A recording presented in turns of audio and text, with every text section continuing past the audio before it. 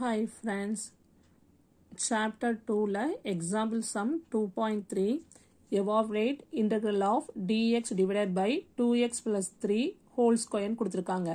நம்மளுக்கு ஃபார்முலா தெரியும் x power n மேல பவர்ல n இருக்கணும். ஆனா கீழ எப்படி இருக்கு? கீழ இருக்கு. அப்ப இது என்ன பண்ணணும்? ஃபர்ஸ்ட் இத மேல கொண்டு வரணும். அப்ப இத எப்படி ரைட் பண்ணலாம் நம்ம?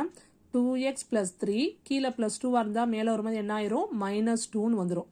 அதை தான் இங்கே ரைட் பண்ணியிருக்கோம் equal to integral of 2x plus 3 whole power என்னது -2 கீழே உள்ள வேல்யூ மேலே வரும்போது பவர் மைனஸில் வந்துடும் கீழே மைனஸில் இருந்துச்சுன்னா மேலே வரும்போது ப்ளஸ் ஆயிரும் dx இப்போ பவரில் வந்துருச்சா இப்போ இன்டெக்ரல் ஃபார்மில் அப்ளை பண்ண போகிறோம் பவரில் வந்தால் எப்படி எழுதுவோம் ஃபர்ஸ்ட்டு பவரை பண்ணுவோம் இன்டெக்ரல் அப்போ என்ன பண்ணணும் இங்கே +1 போடணும் பை டிவைடட் பை அதே வேல்யூ கீழே ரைட் பண்ணணும் அப்போ பண்ணலாமா 2x plus 3 whole power -2 plus 1 divided by -2 plus 1 கீழே ரைட் பண்ணிட்டோம் இப்போ உங்களுக்கு பார்க்குறோம் எக்ஸ்க்கு வேல்யூ இருக்கு எக்ஸ் பக்கத்தில் வேல்யூ இருந்தால் அந்த வேல்யூ என்ன பண்ணணும் கீழே டிவைடில் ரைட் பண்ணணும் அப்போ எக்ஸுக்கு முன்னாடி என்ன இருக்கு 2 அப்போ கீழே 2 into திஸ் வேல்யூ ஓகேவா ப்ளஸ் இப்போ இன்டெக்ரல் ஃபார்மில் அப்ளை பண்ணிட்டாவே ப்ளஸ் என்ன போட்டுடணும் கே அப்போ என்ன வரும் 2x plus 3 ஹோல் பவர் -2ல +1 போச்சுன்னா என்னது -1 divided by 2 into -1 plus k இப்போ பவர்ல மைனஸ் இருக்கு இப்போ 2 into -1 என்ன ஆயிரும் -2 வந்துடும்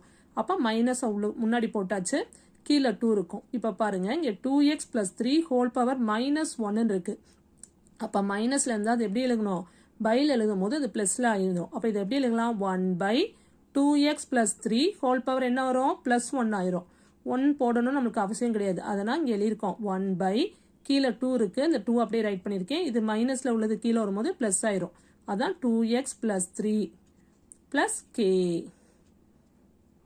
okay friends bye